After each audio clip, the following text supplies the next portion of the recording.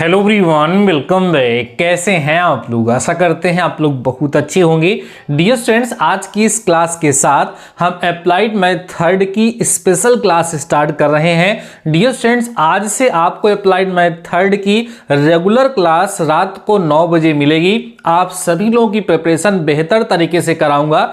आपको आपके एग्जाम में अच्छे से अच्छे मार्क्स दिलाने की पूरी सी पूरी कोशिश करूंगा। डियर स्टूडेंट्स, आज के इस लेक्चर के साथ हम आपकी थर्ड यूनिट की शुरुआत करने चल रहे हैं। उस थर्ड यूनिट का जो फर्स्ट चैप्टर है उसका नाम है प्रायिकता अर्थात प्रोबेबिलिटी। डियर स्टूडेंट्स, इस टॉपिक से आपके एग्जाम में 1 से 2 क्वेश्चन 100% श्योरिटी के साथ पूछा जाता है। बहुत ही आसान सा चैप्टर है। 2-3 लेक्चर में मैक्स टू मैक्स 4 लेक्चर होंगे और इस चैप्टर को इतना बेहतर तरीके से आपको सिखा दूंगा कि इसमें से कोई भी क्वेश्चन आएगा आप उसको सॉल्व कर ले जाएंगे। आज के इस लेक्चर में 2 इंपॉर्टेंट टॉपिक डिस्कस करूंगा, 2 क्या 3 हो जाएंगे। पहला हम लोग एक्सपेरिमेंट के बारे में डिस्कस करेंगे, दूसरा हम सैंपल स्पेस बनाना सीखेंगे, तीसरा हम ये जानेंगे इवेंट अर्थात घटना क्या होती है। और डियर स्टूडेंट्स, अगर ये 3 चीजें आपको समझ में आ गई ना, पूरा चैप्टर आपके लिए आसान हो जाएगा। बहुत ही शिद्दत से बहुत ही बेहतरीन तरीके से पढ़ाऊंगा, पूरा समझ में आएगा। बस कहीं पर भी स्किप मत करिएगा, कॉपी और पेन निकाल लीजिए हमेशा की तरह। डियर स्टूडेंट्स, चैप्टर का नाम है प्रायिकता अर्थात प्रोबेबिलिटी। ये चैप्टर शायद आप लोगों के लिए नया नहीं है, क्योंकि हमारे जितने भी स्टूडेंट्स इस समय थर्ड सेमेस्टर में हैं वो कहीं ना कहीं क्लास 10th पास आउट है। तो क्लास 10th में आप सभी लोगों ने प्रोबेबिलिटी पढ़ी है, लेकिन यहाँ कुछ अलग तरीके से आपको पढ़ना है और सीखना है और जानना है। सबसे पहले हम ये जानते हैं कि प्रायिकता अर्थात प्रोबेबिलिटी का मतलब होता क्या है। डियर स्टूडेंट्स, देखो, प्रायिकता का मतलब अगर हम जानें तो प्रायिकता का मतलब डियर स्टूडेंट्स क्या होता है? संभावना होता है। ठीक है, संभावना। अगर हम इंग्लिश में बात करें तो इसको हम बोल सकते हैं पॉसिबिलिटी। ठीक है, किसी भी चीज के होने की जो संभावना है उसी को हम लोग क्या बोलते हैं? प्रोबेबिलिटी बोलते हैं। तो इस चैप्टर में हम लोग संभावना, पॉसिबिलिटी, प्रायिकता, प्रोबेबिलिटी फाइंड करना सीखेंगे। प्रोबेबिलिटी है क्या, जरा आपको समझाने का प्रयास करता हूं, ध्यान से समझिएगा, इसकी बिल्कुल मत करिएगा। बेहद इंपॉर्टेंट लेक्चर आप सभी लोगों के लिए ये होने वाला है। डियर स्टूडेंट्स, हम लोग अपने डेली लाइफ में कुछ ऐसे सेंटेंसेस, कुछ ऐसे वाक्य यूज करते हैं जिसमें निश्चितता नहीं होती है, सर्टेनिटी नहीं होती है। जैसे बारिश का मौसम है तो हम ये बोल देते हैं कि लगता है आज बारिश होगी, या जैसे इंडिया और ऑस्ट्रेलिया के बीच में मैच होने वाला है तो हम लोग कहते हैं कि हो सकता है आज इंडिया टॉस जीत जाए। या जैसे आप अपने दोस्त से बात करते उससे बोलते हैं कि यार लग रहा है आज मैं स्कूल नहीं आ पाऊंगा, काफी लेट हो रहा हूं। ये सारे सेंटेंस जो हम यहां पर यूज कर रहे हैं इसमें सर्टेनिटी नहीं है, निश्चितता नहीं है। जैसे हम कहें कि कल हम क्लास नहीं ले पाएंगे, तो नहीं ले पाएंगे अगर ऐसा बोल रहे हैं, या कल मेरे क्लास लेने की संभावना कम है अगर मैं ऐसा बोल रहा हूं तो उसमें निश्चितता नहीं है। अगर हम ऐसा बोलें कि 50% चांस है कि आज बारिश हो जाएगी या 90% चांस है कि आज बारिश हो जाएगी, तो वहां पर सर्टेनिटी आ जाएगी, वहां पर निश्चितता हो जाएगी। तो इसी तरीके से जो हम लोग अपने डेली लाइफ में कुछ ऐसे सेंटेंसेस यूज करते हैं, ऐसी चीजों के बारे में जहां हम डिस्कस करते हैं जहां निश्चितता नहीं होता है, वहीं पर जो प्रोबेबिलिटी होती है, जो प्रायिकता होती है, उसको निश्चितता प्रदान करने का प्रयास करती है। जैसा कि मैंने कहा कि अभी इंडिया और ऑस्ट्रेलिया के बीच में मैच होता है तो हम कहते हैं कि हो सकता है आज इंडिया टॉस जीत जाए। प्रोबेबिलिटी क्या कहती है कि 50% चांस है कि ऑस्ट्रेलिया टॉस जीतेगी और 50% चांस है कि इंडिया टॉस जीतेगी। जब इस तरह से हम लोग यूज करेंगे तब उसे हम प्रोबेबिलिटी कहेंगे। तो कुल मिला के जहां पे सर्टेनिटी नहीं होती है उसी को सर्टेनिटी के फॉर्म में, न्यूमेरिक फॉर्म में वैल्यू बताती है कौन? प्रायिकता अर्थात प्रोबेबिलिटी। ठीक है, इसको और बेहतर तरीके से हम लोग समझेंगे, बस धीरे धीरे हम आगे बढ़ते रहें। प्रायिकता अर्थात प्रोबेबिलिटी को समझने के लिए, उसको पढ़ने के लिए सबसे पहले डियर स्टूडेंट्स हमें जानना होगा एक्सपेरिमेंट के बारे में। ठीक है, एक्सपेरिमेंट, जिसको डियर स्टूडेंट्स हम प्रयोग कहते हैं या इसको हम परीक्षण भी कह सकते हैं। ध्यान से चीजों को समझते चलिएगा, आपको बेहतर तरीके से समझ में आएगा। ठीक है, हम लोग जानेंगे डियर स्टूडेंट्स कि एक्सपेरिमेंट अर्थात परीक्षण क्या होता है। तो नॉर्मल सा कोई ऐसी एक्टिविटी जो हम लोग करते हैं, जिसका कुछ रिजल्ट आता है, जिसका कुछ परिणाम आता है, उसी को हम क्या कहते हैं, एक्सपेरिमेंट कहते हैं, उसी को हम परीक्षण कहते हैं। जैसे हम कॉइन टॉस करते हैं तो कॉइन टॉस करने पर हेड आएगा या टेल आएगा, तो ये क्या है, एक्सपेरिमेंट है। आप लैब में भी तरह तरह के एक्सपेरिमेंट करते हैं। जैसे लैब में जाकर के स्मॉल जी की वैल्यू को आप फाइंड करते हैं, 9.8 मीटर पर सेकेंड स्क्वायर आता है, ये भी एक तरह का क्या है, एक्सपेरिमेंट है। ठीक है, घर में कुकर में दाल चावल बनाते हैं, वो भी एक प्रकार का एक्सपेरिमेंट है। मतलब कोई भी ऐसी एक्टिविटी जो हम लोग करते हैं और उसका कुछ रिजल्ट मिलता है, उसका कुछ परिणाम मिलता है, उसी को हम लोग क्या कहते हैं, एक्सपेरिमेंट कहते हैं, उसी को हम लोग परीक्षण कहते हैं। ठीक है, जैसा कि हमने कहा कि कुछ रिजल्ट आता है, तो यहां पर एक वर्ड हमें मिला, वो क्या है डियर स्टूडेंट्स, रिजल्ट। ध्यान दो, रिजल्ट मिला एक वर्ड, रिजल्ट, जिसको हम लोग क्या कहते हैं, परिणाम कहते हैं। ये सब लोग जानते हैं। अगर हम प्रोबेबिलिटी के केस में बात करें तो इसी को डियर स्टूडेंट्स हम लोग क्या कहते हैं, इंग्लिश में आउटकम कहते हैं, आउटकम। ठीक है, अगर हम इसी को हिंदी में लिखना चाहें तो इसको हम परिस्थितियां कहते हैं। ठीक है, वैसे इंग्लिश में इसको बोलना ज़्यादा आसान है।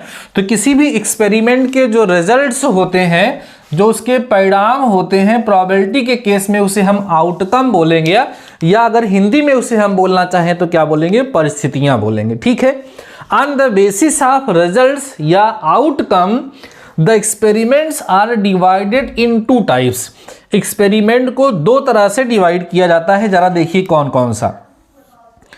एक होता है डियर स्टूडेंट्स सामान्य परीक्षण, ध्यान समझ के चलना, क्या बोलते हैं, सामान्य परीक्षण, जिसको हम बोलते हैं सिंपल एक्सपेरिमेंट्स, सिंपल एक्सपेरिमेंट्स। ठीक है, दूसरा जो होता है उसे हम बोलते हैं यादृच्छिक परीक्षण, यादृच्छिक परीक्षण। ठीक है, जिसे हम इंग्लिश में बोलते हैं रैंडम एक्सपेरिमेंट्स या एक्सपेरिमेंट। ठीक है, on the basis of outcomes there are two types of experiments. First, अभी देखो हो सकता है थ्योरी में पढ़ा रहा हूं तो आपको थोड़ा सा बोरिंग लग रहा हो, लेकिन बहुत ही इंपॉर्टेंट है। ये छोटी छोटी चीजें अगर आप समझ पाएंगे तो आगे चल के इस चैप्टर को समझने में आपको बहुत ज्यादा आसानी होगी, बहुत बेहद अच्छे तरीके से आप इसको समझ पाएंगे। यादृच्छिक परीक्षण माने रैंडम एक्सपेरिमेंट। जरा समझिए, सामान्य परीक्षण था सिंपल एक्सपेरिमेंट, ऐसे एक्सपेरिमेंट जिसके केवल और केवल एक ही परिणाम आते हैं, ओनली वन रिजल्ट्स या ओनली वन आउटकम्स आप कह सकते हैं। ऐसे एक्सपेरिमेंट जिसका केवल और केवल एक ही रिजल्ट आता है और अब की बार वो रिजल्ट क्या आएगा ये हमेशा हमें पता रहता है। जैसे हमने कहा एक्सपेरिमेंट करते हैं, स्मॉल जी की वैल्यू हम फाइंड करते हैं, तो जो हम स्मॉल जी की वैल्यू डियर स्टूडेंट्स फाइंड करते हैं, उस स्मॉल जी की वैल्यू हम किसी भी मेथड से फाइंड करें तो वो वैल्यू हमेशा 9.8 मीटर पर सेकेंड स्क्वायर ही आएगी, कुछ और नहीं आएगी अगर हम सही करेंगे तो। ऐसे ही मैंने अभी एक्सपेरिमेंट एक एग्जांपल दिया था कि हम दाल बना रहे हैं, तो दाल अगर हम बना रहे हैं तो उसमें नमक, दाल, पानी ये सब डालेंगे तो दाल ही तैयार होगी, कुछ और नहीं तैयार होगी। तो इस तरह के जो एक्सपेरिमेंट होते हैं उनको हम सिंपल एक्सपेरिमेंट के नाम से जानते हैं, सामान्य परीक्षण के नाम से जानते हैं। लेकिन ऐसे परीक्षण, ऐसे एक्सपेरिमेंट जिसके मोर देन वन रिजल्ट्स हो, ध्यान दो डियर स्टूडेंट्स, क्या हो, मोर देन वन रिजल्ट्स। ठीक है, रिजल्ट्स,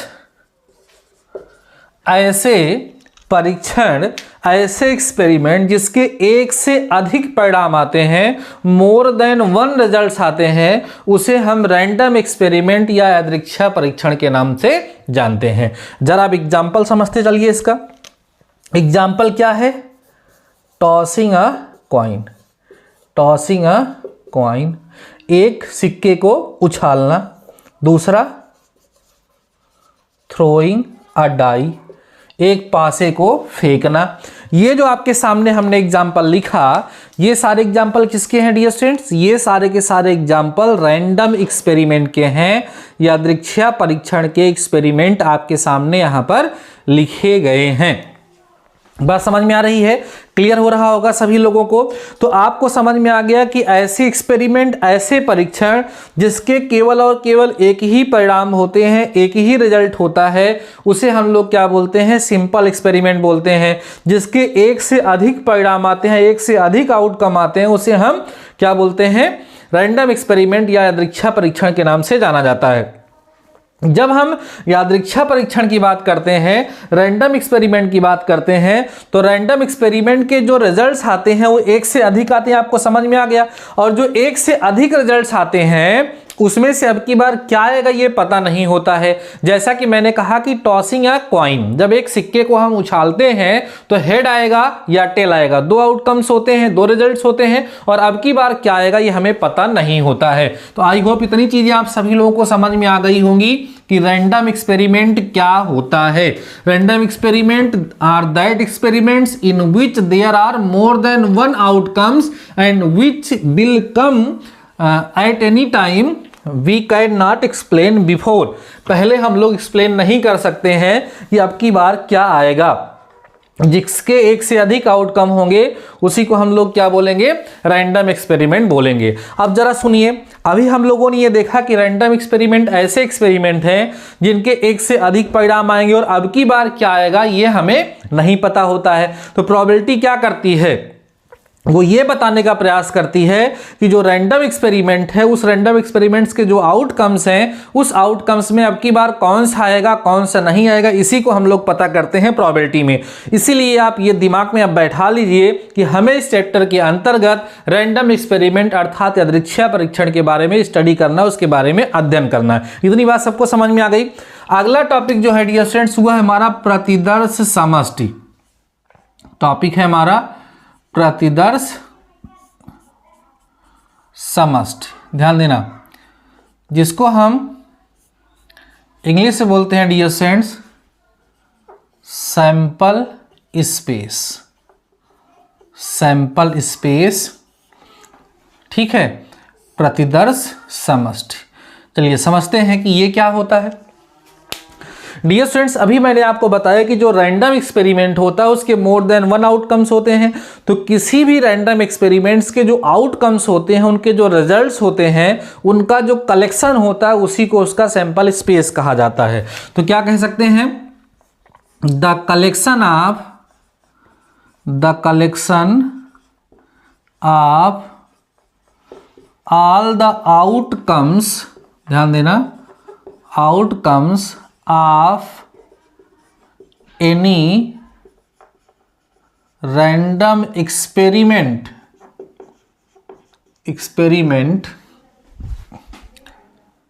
is called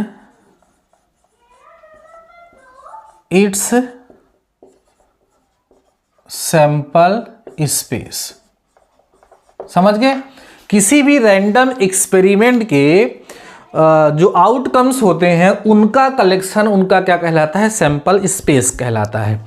जैसे एक हमने भी बात की थी कि एक्सपेरिमेंट की, टॉसिंग अ कॉइन, ठीक है, टॉसिंग अ कॉइन। जैसे एक सिक्के को उछाला जाए और आपसे कहा जाए कि इसका सैंपल स्पेस बनाइए, तो सैंपल स्पेस को डियर स्टूडेंट्स हम एस से दिखाते हैं। और जरा ये बताइए कि अगर हम किसी कॉइन को टॉस करेंगे तो क्या क्या आ सकता है, या तो हेड आएगा या तो टेल आएगा। तो जो जो आ सकता है उसी का जो कलेक्शन होगा उसी को हम उसका क्या कहेंगे, सैंपल स्पेस कहेंगे। बात समझ में आ गई आप लोगों को। और देखिए, जैसे अगर दूसरा सैंपल स्पेस हमें बनाना है, tossing two coins, tossing two coins, दो सिक्के को उछाला जाए।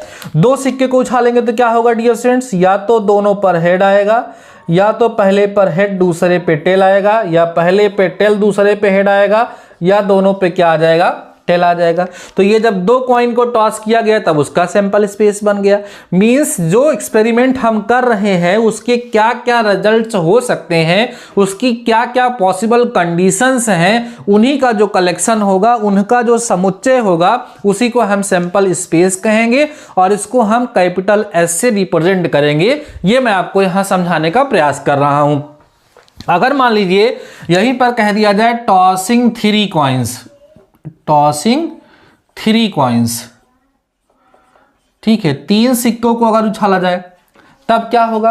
जब 3 कॉइन को टॉस करोगे डियर स्टूडेंट्स तो क्या बनेगा? देखो, हो सकता है तीनों पर हेड आए, या पहले 2 पर हेड, उसके बाद टेल, हेड टेल हेड हो सकता है, या टेल हेड हेड हो सकता है, या हेड टेल टेल हो सकता है, या टेल हेड टेल हो सकता है, या टेल टेल हेड हो सकता है, या टेल टेल टेल। ठीक है, 1 2 3 4 5 6 7 8 कंडीशन टोटल बनेंगी। ठीक है, अब यहां पर ध्यान रखिएगा, इसके लिए फार्मूला होता है, क्वाइन के लिए फार्मूला होता है 2 टू द पावर n। ये क्या है सर? जैसे अगर आप एक क्वाइन उछालेंगे तो 2 की पावर 1 मींस उसमें कुल कितनी कंडीशन बनेगी? 2 कंडीशन बनेगी। अगर आप 2 क्वाइन टॉस करेंगे तो 2 की पावर 2 इक्वल टू कितना आएगा? 4 बनेगा। 3 कॉइन टॉस करेंगे तो कितनी कंडीशन बनेगी? 8। ऐसे ही 4 कॉइन टॉस करेंगे कितना बनेगा? 16। ये चीज आपको वहां पर क्या करना है, ध्यान रखने की आवश्यकता है। 3-4 कॉइन तक वहां पर पूछा जाता है। अब यहां एक विशेष बात आपको ध्यान रखनी है कि एक सिक्के को कई बार उछाला जाए या कई सिक्के को एक साथ उछाला जाए, दोनों का मतलब एक ही होता है। मतलब मैं समझा रहा हूं, जैसे टॉसिंग 3 कॉइन्स, हमने कहा 3 सिक्के को उछाला गया तो क्या बना? सैंपल स्पेस ये बना। अगर हम ये बोलें कि 3 कॉइन्स आर टॉस्ड, ये तो है 3 कॉइन। अगर कहा जाए एक ही सिक्के को 3 बार उछाला जाता है, means 1 coin is tossed 3 times, तो दोनों का मतलब एक ही होगा। एक सिक्के को कई बार उछाला जाए या कई सिक्के को एक साथ उछाला जाए, दोनों का मतलब एक ही होगा। जैसे अगर कहा जाएगा कि एक सिक्के को 5 बार उछाला जाता है, सैंपल स्पेस बनाइए, तो आप ऐसे ही बनाएंगे। या कहा जाए 5 सिक्के को एक साथ उछाला जाए या एक सिक्के को 5 बार उछाला जाए, दोनों का मतलब एक होगा। समझ में आ गया है? जैसे आपसे कहा जाए कि 1 कॉइन इज टॉस्ड 2 टाइम्स, ठीक है, 2 टाइम्स, तो सैंपल स्पेस क्या बनाएंगे आप? Head head head tail tail head और टेल टेल, यही बनाएंगे। और अगर कहा जाए कि 2 कॉइन्स आर टॉस्ड, 2 सिक्के उछाले जाते हैं, तब भी आप क्या बनाएंगे? यही बनाएंगे। तो 2 सिक्के को एक साथ उछाले या एक सिक्के को 2 बार उछाले, दोनों केस में सैंपल स्पेस वही बनेगी।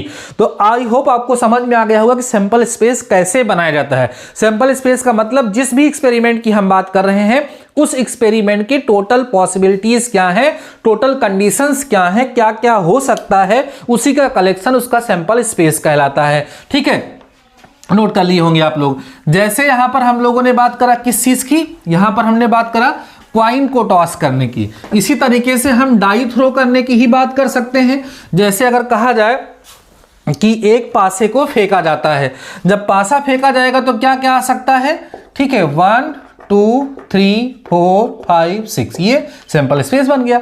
अगर कहा जाए कि 2 पासे तो 1 1, ठीक है, 1 2, ऐसे ही 1 3, फिर 1 4, फिर 1 5, उसके बाद 1 6, फिर ऐसे 2 के साथ शुरू हो जाएगा, 2 1 करते करते लास्ट में 6 6 बनेगा। तो इसमें टोटल कितनी कंडीशन बनेगी? 6। इसमें कुल कितनी कंडीशन बनेगी? 36। इसके लिए फार्मूला जो होता है, फार्मूला इसके लिए जो होता है वो आप याद रखेंगे 6 की पावर n होता है। जैसे अगर हम एक कॉइन टॉस करेंगे, एक डाई थ्रो करेंगे तो 6 की पावर 1 माने 6 कंडीशन होगी। 2 टॉस करेंगे तो 36 होगी। 3 टॉस करेंगे तो 216 होगी।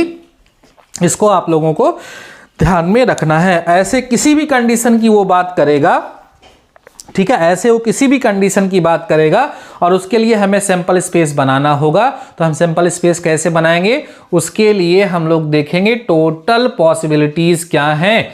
उसी जो टोटल पॉसिबिलिटीज हैं, टोटल जो कंडीशंस हैं, उन्हीं कंडीशंस का जो कलेक्शन होगा, उसी कलेक्शन को ही हम उसका क्या कहेंगे? सैंपल स्पेस कहेंगे। आई होप आप सभी लोगों को बेहतर तरीके से इतनी चीज समझ में आ गई होगी। ऐसे बहुत सारे एग्जाम्पल सैंपल स्पेस बनाने के लिए दिए जा सकते हैं। जैसे कह दिया जाए कि एक परिवार में 2 बच्चे हैं, एक लड़का है एक लड़की है, ठीक है, छोटे बड़े क्रम को ध्यान में रखते हुए उसका सैंपल स्पेस बनाओ। तो अगर हम लड़के को बी से, बी फॉर बॉय से दिखा दें, और जो लड़की है उसको हम जी से दिखा दें, जी फॉर गर्ल से दिखा दें, तो इसका अगर हम सैंपल स्पेस बनाएंगे तो क्या बनेगा? हो सकता है कि दोनों क्या हो, मतलब 2 बच्चे हैं, ये नहीं पता है कि लड़का है या लड़की है, तो 2 बच्चे हैं, दोनों बॉय हो सकते हैं, या पहला बॉय दूसरा गर्ल, या पहली गर्ल दूसरा बॉय, या दोनों गर्ल हो सकती हैं, ऐसा हो सकता है। क्या बात समझ में आ रही है कि नहीं समझ में आ रही? तो क्या क्या पॉसिबिलिटीज हैं, क्या क्या हो सकता है, उसी का जो कलेक्शन होगा, उसी कलेक्शन को ही हम क्या कहेंगे? सैंपल स्पेस कहेंगे। सैंपल स्पेस बनाना सबको आना चाहिए। अगर आपको सैंपल स्पेस बनाना डियर स्टूडेंट्स नहीं आएगा तो उस सिचुएशन में फिर समस्या होनी शुरू हो जाती है। तो सैंपल स्पेस बनाना सबको आना चाहिए। आई होप जो बेसिक चीज़ें थी वो मैंने आपको बता दी हैं और आप लोग इसको ध्यान रखेंगे तो कोई दिक्कत आपको नहीं होगी। तो सैंपल स्पेस आप समझ गए। अब हम बात करते हैं घटना की। घटना अर्थात डियर स्टूडेंट्स क्या, इवेंट। ध्यान से समझते चलिएगा, कहीं पर भी स्किप मत करिएगा, है ना। घटना का मतलब क्या होता है, इवेंट। फटाफट से देखे जा रहे हैं। और अगर आपने अभी तक वीडियो को लाइक नहीं किया है ना यार, तो लाइक कर दीजिए और चैनल पे नए हो तो सब्सक्राइब जरूर कर लेना। अपने दोस्तों के साथ एक बार वीडियो को शेयर कर दीजिए तो बेहतर होगा। घटना क्या होता है, तो घटना के लिए कहा जाता है a subset of sample space. Sample space का जो सबसेट होगा उसी को हम इवेंट कहेंगे। जैसे हमने एक सैंपल स्पेस बनाया, ठीक है, टॉसिंग अ कॉइन। तो एक कॉइन को अगर हम टॉस करेंगे तो सैंपल स्पेस क्या बनेगा, हेड आना या टेल आना। जो इवेंट है उसको हम E1, E2, E3 से या E से F से डिनोट करते हैं। जैसे हमारी जो इवेंट E हो गई, हमने लिख दिया हेड, तो इसका मतलब हेड आना एक क्या है, इवेंट है। दूसरी इवेंट हमने मान लो F लिख दिया, टेल आना, तो टेल आना एक क्या है, इवेंट है। तो जो सैंपल स्पेस होगा उसी में से इसको लिखा जाएगा, तो उसका मतलब हो जाएगा इवेंट। और कोई देखिए, जैसे मान लीजिए कि हम कहें 1 die is thrown, die throw करेंगे तो 1 2 3 4 5 और 6, ये सैंपल स्पेस बनेगा। जैसे इसका हम अलग अलग इवेंट बना ले, 1 2 3 एक इवेंट बना लिए और एक दूसरी इवेंट सपोज करिए हम बना लिए 4 और 5 और एक तीसरी इवेंट हमने बना लिया 6, ठीक है। तो ये जितना भी आप यहाँ देखेंगे वो सब इसी का सैंपल स्पेस होगी, अर्थात इसी में से आएगी।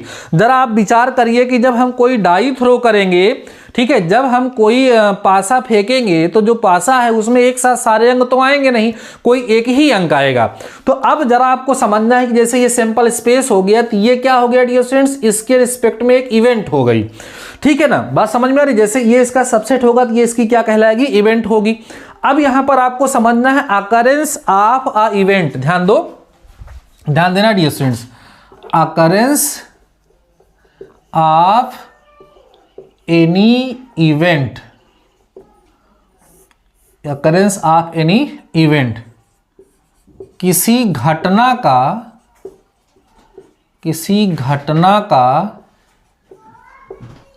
घटित होना, ठीक है। हम लोग क्या करेंगे, इसमें किसी इवेंट के होने की प्रोबेबिलिटी ही पता करेंगे। तो हमें यह पता तो होना चाहिए कि what is the meaning of occurrence of any event. किसी इवेंट के होने का मतलब होता क्या है, कोई घटना घटित हो गई, कोई इवेंट हो गई, इससे क्या तात्पर्य है और उससे हमें क्या सीख मिलती है और किस तरीके से हमें उसको समझना चाहिए। तो है क्या डियर स्टूडेंट्स, जैसे मान लीजिए कि ये हमने सैंपल स्पेस की यहाँ बात करी। सैंपल स्पेस में जब हमने एक डाई को थ्रो किया तो 1 2 3 4 5 6 आया है। तो इवेंट E1 कब होगी, जब 1 2 या 3 में से कोई भी एक नंबर आ जाएगा। मीन्स 1 2 या 3 कोई भी एक नंबर आ गया, इसका मतलब इवेंट E1 हो गई। और अगर हम डाई को थ्रो किए 4 या 5 में से कोई एक नंबर आ गया, इसका मतलब इवेंट E2 हो गई। अगर हम डाई को थ्रो किए और 6 आ गया तो इसका मतलब इवेंट क्या हो गई, E3 होगी। कहीं आपको यह नहीं सोचना है कि हम डाई को थ्रो करें और 1 2 3 तीनों आ जाए तब इवेंट E1 होगी, ऐसा नहीं है। तीनों तो हो ही नहीं पाएगा ना भाई। जब हम डाई को थ्रो करेंगे तो कोई एक ही नंबर तो ऊपर आएगा, तो 1 आ जाए या 2 आ जाए या 3 आ जाए, तो उस सिचुएशन में हमारी इवेंट E1 क्या होगी, हो जाएगी। ऐसे ही हम और भी बहुत सारे सैंपल स्पेस और इवेंट की बात हम लोग करते हैं और आपको और अच्छे तरीके से समझाने का डियर स्टूडेंट्स प्रयास करते हैं। जैसे कोई और इवेंट मैं आपको समझाता हूं। जैसे अगर कह दिया जाए 2 कॉइन्स आर टॉस्ड, मतलब 2 सिक्के उछाल दिए गए। तो 2 सिक्के जब उछाले गए तो सैंपल स्पेस क्या बनेगा, head head, head tail, tail head और टेल टेल। ये आपने सैंपल स्पेस बना लिया। अब इसकी एक इवेंट मैंने ई बना ली कि दोनों हेड आए या दोनों क्या आए, टेल आए। एक इवेंट मैं एफ बना लेता हूं कि एक हेड एक टेल या पहला टेल दूसरा हेड आए। तो ये क्या है, सैंपल स्पेस है, और ये जो सामने लिखी ये दोनों इसकी क्या है, इवेंट्स हैं। तो इवेंट ई कब होगी, कब कहा जाएगा कि इवेंट ई हो गई, तब कहा जाएगा या तो दोनों कॉइन पर हेड आ जाए या तो दोनों कॉइन पर क्या आ जाए, टेल आ जाए। दोनों कॉइन पर हेड या दोनों कॉइन पे टेल अगर आ जाता है, उस सिचुएशन में ये कहा जाएगा कि जो इवेंट ई है वो हो गई, ठीक है ना। और इवेंट एफ कब होगी, ऐसा कब माना जाएगा, इवेंट एफ का होना तब माना जाएगा जब पहले पे हेड दूसरे पे टेल आ जाए या पहले पे टेल और दूसरे पर हेड आ जाए। बात समझ में आ रही है। हो सकता है कोई इवेंट कोई बच्चा कोई एक इवेंट और बना ले, सपोज करो एक इवेंट बना लिया E2 और वो हो गया हेड हेड और हेड टेल। अब आपसे देखिए होगा क्या कि जब हेड हेड आएगा तो इवेंट ई भी हो जाएगी और इवेंट E2 भी हो जाएगी। तो ऐसी कंडीशन भी हम लोगों को देखने के लिए मिलेगी कि कुछ इवेंट्स में कॉमन भी हमें देखने के लिए मिलेगा। तो अभी मुझे भरोसा है कि आप सभी लोगों को यह चीज समझ में आ गई होगी कि प्रोबेबिलिटी क्या है और उसके अंतर्गत हम क्या पढ़ते हैं। हमने शुरुआत करी, हमने आप लोगों से कहा कि what is the meaning of probability. Probability का मतलब पॉसिबिलिटी अर्थात संभावना होती है।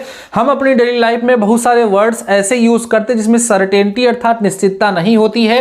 प्रोबेबिलिटी उसी को सर्टेनिटी अर्थात निश्चितता प्रदान करने का प्रयास करता है। हम आगे बढ़े और हमने एक्सपेरिमेंट के बारे में डिस्कस किया। दो तरह के एक्सपेरिमेंट होते हैं, सिंपल एक्सपेरिमेंट होते हैं और रैंडम एक्सपेरिमेंट होते हैं। हमने आपको बताया कि प्रोबेबिलिटी जो होती है वो रैंडम एक्सपेरिमेंट के बारे में ही स्टडी करती है। सो हमने आपको बताया कि रैंडम एक्सपेरिमेंट क्या होता है। रैंडम एक्सपेरिमेंट ऐसा एक्सपेरिमेंट होता है जिसके मोर देन वन रिजल्ट आते हैं, जिसको हम प्रोबेबिलिटी के केस में आउटकम्स कहते हैं। हमने एग्जांपल आप लोगों के सामने रखा कि एक सिक्के को उछालना, दो सिक्के को उछालना, तीन सिक्के को उछालना, जरूरत पड़ने पर चार सिक्के को उछालने के लिए भी कंडीशन पूछी जाती है। उसके लिए मैंने आपको फार्मूला भी बता दिया कि अगर हम कॉइन की बात करेंगे तो कॉइन के लिए 2 की पावर n फार्मूला होगा, और अगर हम डाई की बात करेंगे, डाइस इसको आप पासा कहते हैं, तो उसके लिए 6 की पावर n फार्मूला होगा। ठीक है, कॉइन का मतलब सिक्का है, ठीक है। और अगर हम डाई की बात करें, डाई का मतलब क्या होता है, पासा होता है। बात समझ में आ रही है। तो ये सब चीजें आप लोगों को हमने आज बताई। और इवेंट हमने आपको बताया कि जो इवेंट होता है वो सैंपल स्पेस का हमेशा क्या होता है, सबसेट होता है। जो सैंपल स्पेस होता है उसी में से हमेशा इवेंट को निकाला जाता है, उसी में से इंक्लूड किया जाता है और उसी के हिसाब से आगे को हम लोग पढ़ते हैं। अब डियर स्टूडेंट्स, हमारा जो नेक्स्ट टॉपिक होगा उस टॉपिक में हम लोग डिफरेंट टाइप्स के इवेंट्स के बारे में डिस्कस करेंगे। और इवेंट्स के बारे में जब हम डिस्कस कर लेंगे तो इवेंट्स की प्रोबेबिलिटी को निकालना हम सीखेंगे। थोड़ा सा जरा हम बात कर लें कि what is the probability of any event. जैसे सपोज करो हमने कहा कि 2 कॉइन्स आर टॉस्ड, तो ये सैंपल स्पेस बनेगा। आपको समझ में आ गया। अब कोई इवेंट मैंने बना दिया कि दोनों पर हेड आए या दोनों पर टेल आए, और आपसे कहा जाए कि इस इवेंट की प्रोबेबिलिटी निकालो। उसको किससे दिखाएंगे, हम पीई से दिखाएंगे। पी का मतलब क्या होगा, probability of this event E, और इक्वल होगा NE अपॉन NS के। तो NE क्या होता है, NE का मतलब है number of elements in this event, and NS का मतलब है नंबर ऑफ इवेंट्स या number of outcomes in the sample space. तो NE कितना है, बोलेंगे 2 है, और NS टोटल कितने हैं, 4 हैं। तो इसकी प्रोबेबिलिटी कितनी हो जाएगी डियर स्टूडेंट्स, 1/2 हो जाएगी। ठीक है, ऐसे ही जैसे कहा जाए एक पासे को फेंका जाता है, उस पर 5 आने की प्रोबेबिलिटी बताइए। तो पासे को फेंकोगे तो सैंपल स्पेस क्या बनेगा, 1 2 3 4 5 और 6। आप चाहते क्या हो, 5 आ जाए। तो आपके फेवर में कितनी कंडीशन है, 1 है, 5। तो अब जब इसकी आप प्रोबेबिलिटी निकालेंगे पीई, तो पी निकालने का फार्मूला क्या होगा, NE होगा, अपान में कितना होगा, NS। NE कितना हो गया, 1 कंडीशन है केवल, और NS टोटल कंडीशन कितनी है, 6। तो इसलिए इसकी प्रोबेबिलिटी डियर स्टूडेंट्स कितनी हो जाएगी, 1/6 हो जाएगी। इस तरह की डिफरेंट टाइप्स की प्रॉब्लम्स हम लोग इसमें डिस्कस करेंगे। अभी आगे चल के सारी चीजें आप लोगों के साथ शेयर करेंगे। अभी आज के इस लेक्चर में जितनी बातें मैंने आपको बताने का प्रयास किया है, आई होप सारी की सारी चीजें सारे के सारे टॉपिक्स आपको बहुत ही बेहतरीन तरीके से समझ में आ गए होंगे। अगर कहीं पर भी किसी प्रकार का डाउट लग रहा है तो आप कमेंट सेक्शन में कमेंट करके पूछ सकते हैं। बहुत ही अच्छे तरीके से आपको पढ़ाने का, बताने का, समझाने का प्रयास किया हूं। अगर कहीं किसी प्रकार का कोई भी डाउट होगा तो कमेंट सेक्शन में एक बार कमेंट करके जरूर बता दीजिएगा, जिससे हम आगे की क्लास में उस बात का ध्यान रखें और आपको और बेहतर तरीके से समझाने का प्रयास करें। डियर स्टूडेंट्स, अगर आपने लास्ट तक लेक्चर को देखा है और अभी तक आपने क्लास को शेयर नहीं किया है तो अब शेयर कर दीजिए। एक बार लेक्चर को शेयर कर दीजिए, लाइक कर दीजिए और कमेंट सेक्शन में प्यारा सा कमेंट जरूर कर दीजिए, जिससे हमें मोटिवेशन मिलता है और आपकी क्लास को हम रेगुलर आगे कंटिन्यू करने के लिए आप कह सकते हैं प्रतिबद्ध हो जाते हैं, क्योंकि हमारे स्टूडेंट्स हमारे साथ हैं। अगर आपको लेक्चर पसंद आया है तो ज़रूर बताइएगा। साथ ही साथ अगर आपने अभी तक हमारे टेलीग्राम चैनल को नहीं ज्वाइन किया है तो आप टेलीग्राम पे जाके सर्च करिए डीडी मैथमेटिकल सॉल्यूशन और टेलीग्राम चैनल को ज़रूर से ज़रूर ज्वाइन कर लीजिए, या आपको इस लेक्चर के डिस्क्रिप्शन में लिंक भी मिल जाएगा, वहाँ से भी आप जाकर के हमारे टेलीग्राम चैनल को ज्वाइन कर सकते हैं। बाकी डियर स्टूडेंट्स, आज के इस लेक्चर में बस इतना ही। मिलते हैं नेक्स्ट लेक्चर के साथ, नेक्स्ट टॉपिक के साथ। तब तक लिए शानदार रहिए और पढ़ते रहिए।